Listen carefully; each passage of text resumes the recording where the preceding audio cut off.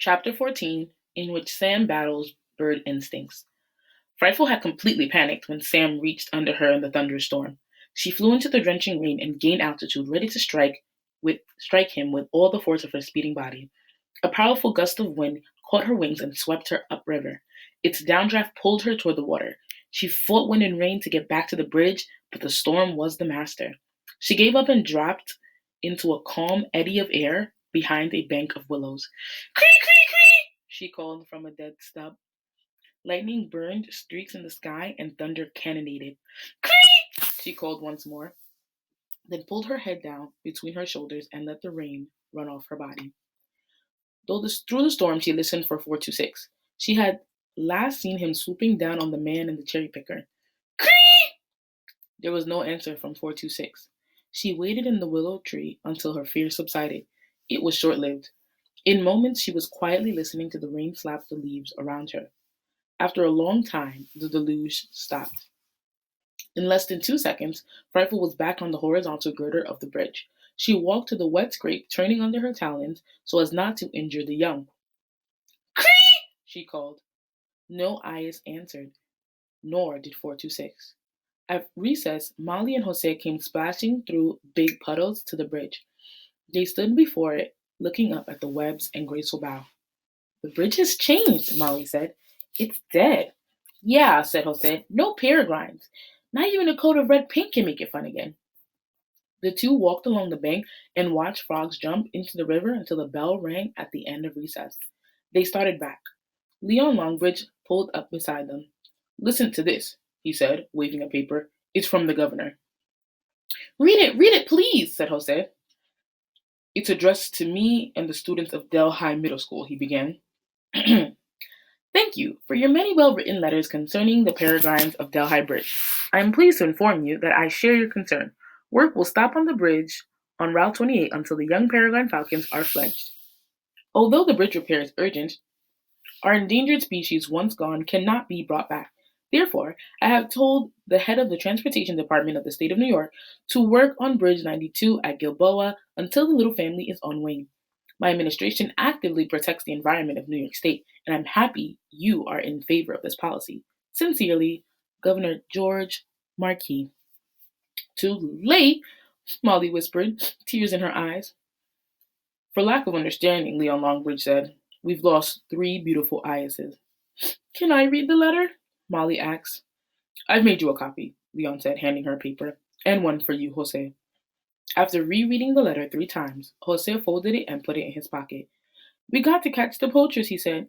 You got to get the babies back. He turned hopelessly to Leon Longbridge. How can we do that?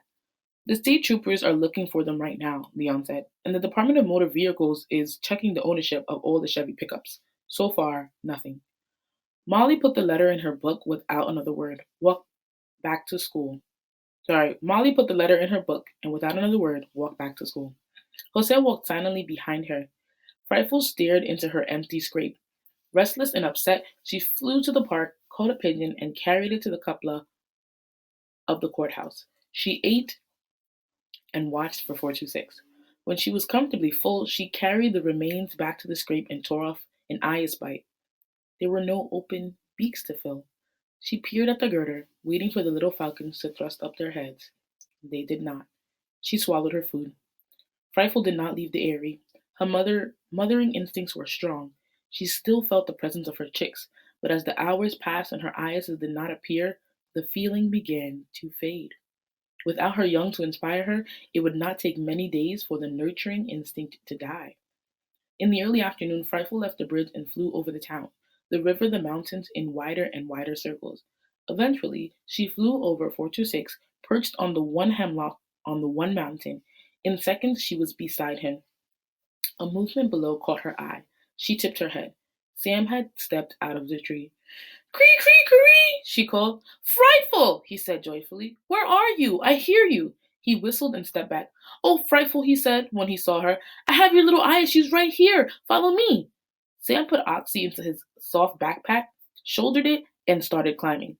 426 cried out, the peregrine alarm, and sped off. Frightful stayed. When Sam reached the nest box, she was only 10 feet above him.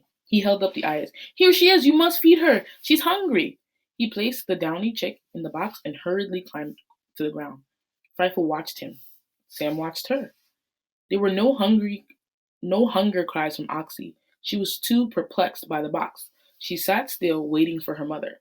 Oxy could not see Frightful from the inside enclosure, and Frightful could not see Oxy from where she was sitting. She must hear the Ayah's call to locate her. Sam paced and watched from below. The little bird needed food and needed it right away. A few hours without eating at this time of Oxy's life would put hunger streaks in her feathers. Weakened, they would break when she was old enough to fly. Sam got his falconer's Sam got his falconer's lure from the Hemlock house. It was a chunk of deer hide with pheasant feathers tied to it. He spun it around his head on a long line. In action, the lure looked like bird food. Frightful had once been so well trained she came to the lure even when she was not hungry, but that was long ago. She cocked her head and looked with interest at the whirling lure. Sam whistled. She sat. Finally, Sam tied the mouse to it and swung it again. Frightful saw the mouse. She dropped swiftly, hit it, and went with it to the ground. Sam picked her up. Frightful gal, he said, blowing out his blowing out his breath in relief. You've got a job to do. The eye is in that box in the tree. She's in trouble. She needs you. Frightful did not understand the words, but she did understand Sam's worried mood. She sat on his hand and looked at him. I'm going to climb the tree with you, he said. No, you'll fly if I do that. I better dress you first. She carried her into the hemlock tree. Cree! She called, recognizing the cozy interior of the one tree on the one mountain. She roused and sat contentedly. Sam cut two thin pieces of deer hide, made 3 holes in each, chucking in ends inside holes. He fastened Jessens to her legs with the falconer's knot, the knot that never binds. Frightful felt the jesses go taut as Sam gripped them between his thumb and forefinger. It was a familiar feeling. She wiped her beak on his fist and sat erect. He walked outside. No one had better see us now, he said with a chuckle. I'd be hauled off to jail for practicing falconry without a license. Frightful fluffed. Sam started climbing. His maneuvers around limbs were jerky, and Frightful thrust out her wings to keep her balance. Twice she tried to fly. They finally reached the box. Sam placed her in it. See, called Oxy. Frightful heard the feeble cry of her chick. In her eagerness to reach her, she struck the box hard with her wings. The hollow sound was terrifying. She took off. Oh no, Sam gasped. You're wearing jesses. I'm in real trouble if anyone sees you. Then he added, but I don't care. You know where the Ayah's is. You'll come back and feed her. Frightful screamed as she flew around the mountain top in wider and wider circles. She climbed down, remembering the hunger cry of her Ayah, and dove gracefully toward the tree. Suddenly, a red-tailed hawk grabbed Frightful's jesses, mistaking them for food. He pulled her downward, then let go before they both fell into the trees. Catching herself on her aerobatic wings, Frightful skimmed up through and over the trees. She flew down the mountain like a hurled rock and alighted to the Delhi Bridge. Panting, she gazed at the river until she was calm. The painters were back at work. A car screeched to a stop, and the driver pinned his binoculars on Frightful. I'll be darned, said Perry Knowlton, a falconer. He picked up his car phone and called his friend John Wood. Lose a Peregrine? He asked. No. Why, you see one? Yeah, she's wearing jesses, Perry said. Where are you? I'm at the Delhi Bridge. There's a Jess falcon on the bow. What do you make of that? There was a pair of wild falcons nesting there, said John, but they didn't have jesses. Call Leon Longbridge. He might have heard about a lost falcon. I can't come help you. I've a week of school shows coming up. I'll try to follow her, Perry said, and hung up. Frightful dove into a flock of pigeons wheeling out over the river, snatched one in the air, and flew on. Perry watched her as he drove along the riverside highway. When she flew up mountain, he parked, jumped from his car, and kept her in sight until she disappeared. Then he picked up the car phone and dialed Leon Longbridge. His answering machine went on. This is Perry, Leon, he said into the machine. There's a Just Peregrine flying around here. John Wood doesn't know anything about her. She's just gone up the river toward Treadwell. I'll drive along the road and ask the residents if they know anyone who has a falcon around here. He thought a moment and went on. Would you Call your boss in Albany and inquire about licensed falconers in this area. I don't know of any except John Wood and me, but there may be others. Frightful was over Sam's mountain, hovering above the one tree, searching for her eyes. The roof of the box prevented her from seeing inside. She flew to a large oak. This was a familiar tree. On its broad limbs sat the wigwam Sam had made for Alice. Alice was not home. Frightful bobbed her head and twisted it as she stared at the box in the hemlock. Oxy was there. As much as she disliked flying through forest limbs, she must. Hopping from oak to maple to hickory to tulip tree, the pigeon still in her talons, she made her way to the top of the ancient hemlock. Cat, cat, cat! Rifle cried the alarm call of the peregrine and dove at a monster like creature in the tree. She did not scare it. It moved closer to Oxy. The bulky thing had a tanned chicken feather, had a tanned chicken. The bulky thing had a tanned chicken, feathers, head, comb, and all for a head.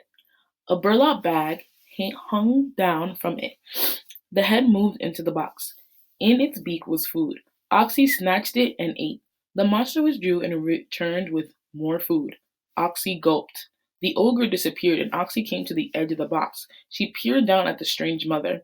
The head wiggled as hands stuck food into the chicken's beak. Then the monster mother climbed back to her. Oxy ate. She ate until her crop stuck out and she could eat no more. The monster mother went down the tree to the ground. Sam Gribley took off the burlap bag on which he had affixed Alice's whole tan chicken skin. He looked for Frightful. I scared her badly, he said aloud, but at least her eyes ate. She didn't see my face, so she won't imprint on me. Then he thought about what he had done and chuckled. He spoke aloud.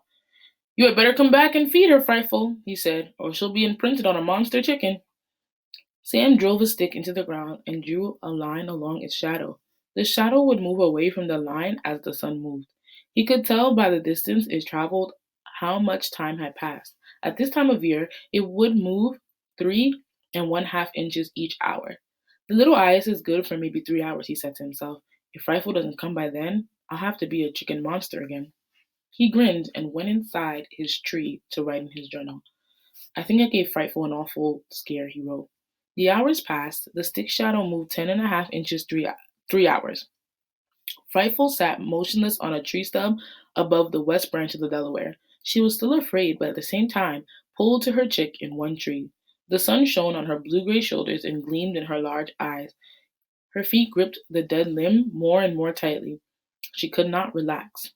Hunger finally forced her to move. She flew up the river's valley, spotted a rat moving along the side of a farm silo, and took it. She carried it to the courthouse cupola. Tenderly, she plucked the bite and held it in her beak, waiting for an eyas to take it. None did. She swallowed it. Suddenly, Frightful's need to return to her eyes overwhelmed her fears. She spread her long, tapered wings and flew toward Oxy, rat in her talons. She saw a soft wind carried her swiftly up the mountainside. She circled the one hemlock. No monster with a chicken head hung in the branch. Frightful landed on the tree. The box and the eyes were gone. Cree, cree, cree! She cried. Not the tree, Sam called from below. The eyes is on the roof of the mill house. I put her out in the open where a peregrine's eyrie should be. Frightful saw Oxy. She sped down, food in her talons, and landed on the floor of the box. Oxy screamed. Sam watched, his fist clenched, his body tense. Frightful tore off a morsel and fed Oxy. Phew! Sam let out a long, long breath.